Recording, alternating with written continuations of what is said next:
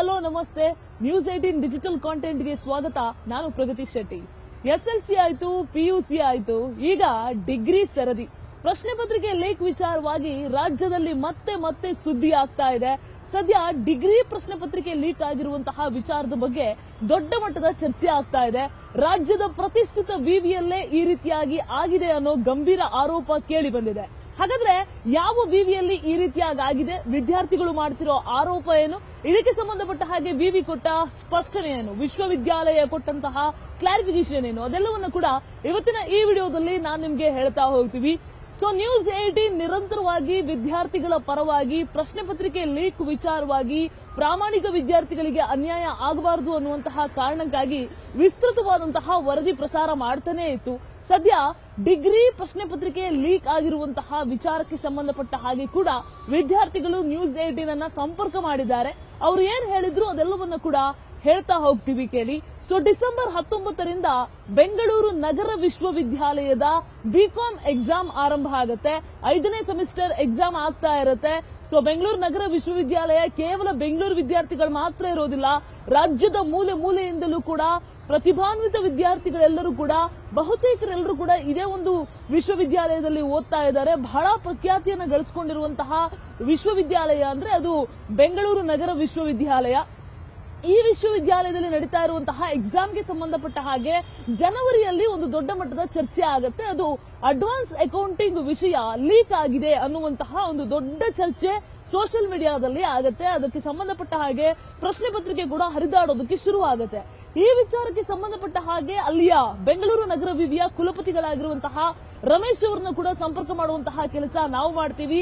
ರಮೇಶ್ ಅವರು ಕೊಟ್ಟಂತಹ ಸ್ಪಷ್ಟನೆ ಏನಪ್ಪಾ ಅಂತ ಅಂದ್ರೆ, ಆ ಸಂದರ್ಭದಲ್ಲಿ ಅಂದ್ರೆ ಅಡ್ವಾನ್ಸ್ ಅಕೌಂಟಿಂಗ್ ಸಬ್ಜೆಕ್ಟ್ ಲೀಕ್ ಆದಾಗ ಅವ್ರು ಕೊಟ್ಟಿರೋ ಕ್ಲಾರಿಫಿಕೇಶನ್, ಇದಕ್ಕೆ ಸಂಬಂಧಪಟ್ಟ ಹಾಗೆ ಒಂದು ಕಮಿಟಿ ಮಾಡ್ತೇವೆ, ಪ್ರಶ್ನೆ ಪತ್ರಿಕೆ ಲೀಕ್ ಆಗಿದ್ರೆ ಯಾರು ಲೀಕ್ ಮಾಡಿದ್ದಾರೆ ಅಂತಹ ಲೀಕಾಸುರರ ವಿರುದ್ಧ ಕಠಿಣವಾದ ಕ್ರಮ ತೆಗೆದುಕೊಳ್ತೇವೆ ಅನ್ನುವಂತಹ ವಿಚಾರವನ್ನ ಹೇಳ್ತಾರೆ. ಹಾಗಾದ್ರೆ ಇದಿಲ್ಲಿಗೆ ಮುಗಿತಾ ಕೇಳಿದ್ರೆ ಖಂಡಿತ ಇಲ್ಲ. ಅದಾದ ಮೇಲೆ ಅಸಲಿ ವಿಚಾರ ಶುರುವಾಗುವಂತದ್ದು. ವಿದ್ಯಾರ್ಥಿಗಳು ನ್ಯೂಸ್ 18 ಅನ್ನ ಸಂಪರ್ಕ ಮಾಡ್ತಾರೆ. ಕೇವಲ ಅಡ್ವಾನ್ಸ್ ಅಕೌಂಟಿಂಗ್ ಮಾತ್ರ ಅಲ್ಲ, ಅದಕ್ಕೂ ಮುಂಚೆ ನಡೆದಿರುವಂತಹ PPA, GST ಸೇರಿ ಕೆಲವು ಸಬ್ಜೆಕ್ಟ್ಗಳ ಪ್ರಶ್ನೆ ಪತ್ರಿಕೆ ಲೀಕ್ ಆಗಿದೆ ಅನ್ನುವಂತಹ ಮಾಹಿತಿಯನ್ನ ವಿದ್ಯಾರ್ಥಿಗಳು ನ್ಯೂಸ್ 18ಗೆ ಕೊಡ್ತಾರೆ. ವಿದ್ಯಾರ್ಥಿಗಳು ಹೇಳೋದೇನಪ್ಪಾ ಅಂತ ಹೇಳಿದ್ರೆ, ಆ ಪ್ರಶ್ನೆ ಪತ್ರಿಕೆಗಳು ಅಂದ್ರೆ ಹಿಂದಿನ ದಿನವೇ ಇವ್ರ ಕೈಗೆ ಬಂದು ಸೇರ್ತಾ ಇತ್ತಂತೆ. ಪ್ರಶ್ನೆ ಪತ್ರಿಕೆಗಳು ಕ್ರಾಪ್ ಆಗಿ, ಕೆಲವೊಂದು ಪ್ರಶ್ನೆ ಪತ್ರಿಕೆ ಏನೋ ಇಷ್ಟು ಮಾರ್ಕಿಗೆ ಇಷ್ಟು ಬರುತ್ತೆ ಅಂತ ಕ್ರಾಪ್ ಮಾಡಿ ಆ ಪ್ರಶ್ನೆ ಪತ್ರಿಕೆಯನ್ನ ಕಳ್ಸಿಕೊಡ್ತಾ ಇದ್ರಂತೆ. ಇನ್ನ ಕೆಲವೊಂದಿಷ್ಟು ಜನ ಏನೋ ಫೋಟೋ ಕಾಪಿಯನ್ನ ತಗೊಂಡು ಬಂದು ಕೊಡ್ತಾ ಇದ್ರಂತೆ.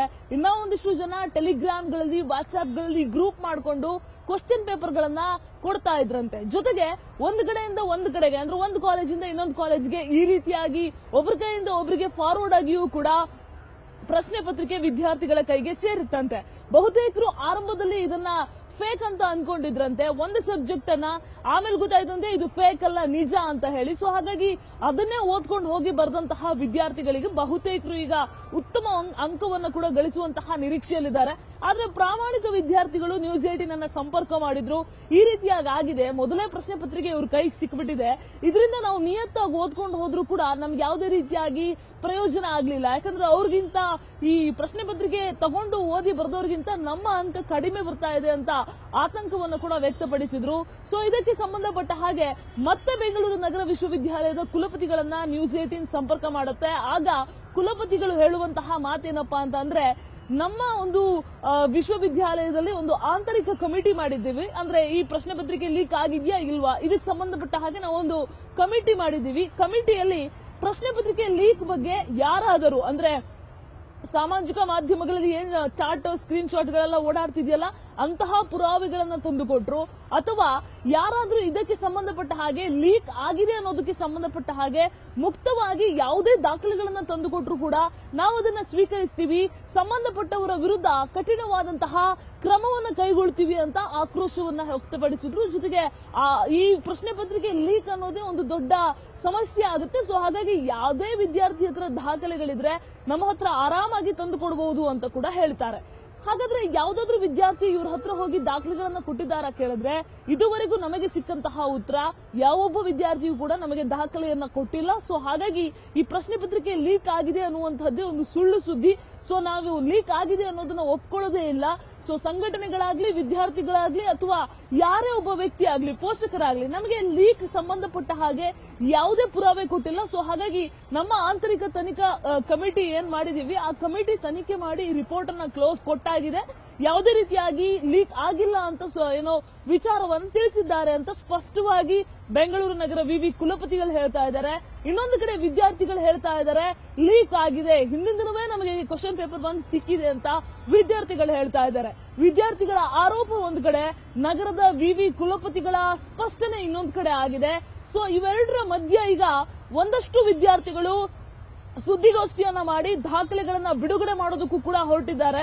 ವಿದ್ಯಾರ್ಥಿಗಳ ಬಳಿ ಇರುವಂತಹ ದಾಖಲೆಗಳೇನು, ನಗರ ವಿವಿ ಕುಲಪತಿ ಕೊಟ್ಟಂತಹ ಸ್ಪಷ್ಟನೆಗೂ ಇವರ ಹತ್ರ ಇರುವಂತಹ ದಾಖಲೆ ಏನಾದ್ರೂ ಕೌಂಟರ್ ಆಗುತ್ತಾ? ಉನ್ನತ ಶಿಕ್ಷಣ ಇಲಾಖೆ ಮುಂದಿನ ದಿನಗಳಲ್ಲಿ ಯಾವ ಕ್ರಮವನ್ನ ತೆಗೆದುಕೊಳ್ಳುತ್ತೆ ಅನ್ನೋದನ್ನ ಕಾದು ನೋಡಬೇಕಾಗಿದೆ. ಈ ಲೀಕಾಸುರರು ಒಂದು ವೇಳೆ ಇದ್ರೆ ಅವ್ರನ್ನ ಬುಡ ಸಮೇತವಾಗಿ ಮಟ್ಟ ಹಾಕಬೇಕು ಅನ್ನುವಂಥದ್ದೇ ನಮ್ಮ ಕಳಕಳಿ. ಯಾಕಂದ್ರೆ ಪ್ರಾಮಾಣಿಕವಾಗಿ ಪರೀಕ್ಷೆ ಬರೆಯುವಂತಹ ವಿದ್ಯಾರ್ಥಿಗಳಿಗೆ ತೊಂದರೆ ಆಗಬಾರದು ಅನ್ನೋದೇ ನ್ಯೂಸ್ 18 ನ ಕಳಕಳಿ. ಕ್ಯಾಮರಾಮನ್ ಗುರುಶೇಖರ್ ಜೊತೆ ಪ್ರಗತಿ ಶೆಟ್ಟಿ, ನ್ಯೂಸ್ 18 ಬೆಂಗಳೂರು. ನಿರ್ಭೀತ, ನಿಷ್ಪಕ್ಷಪಾತ, ವಿಶ್ವಾಸಾರ್ಹ ಸುದ್ದಿಗಳಿಗೆ ಮತ್ತೊಂದು ಹೆಸರಾಗಿರೋ ನ್ಯೂಸ್ 18 ಕನ್ನಡ ಈಗ ಆಪ್ನಲ್ಲೂ ಲಭ್ಯ ಇದೆ. ದಯವಿಟ್ಟು ಇಲ್ಲಿರೋ QR ಕೋಡ್ ಅನ್ನ ಸ್ಕ್ಯಾನ್ ಮಾಡಿಕೊಂಡು ಆಪ್ ಡೌನ್ಲೋಡ್ ಮಾಡೋದಕ್ಕೆ ಮರಿಬೇಡಿ. ನಿಮ್ಮ ಬೆಂಬಲ ಹೀಗೆ ಸದಾ ನಮ್ಮೊಂದಿಗಿರಲಿ. ಧನ್ಯವಾದ.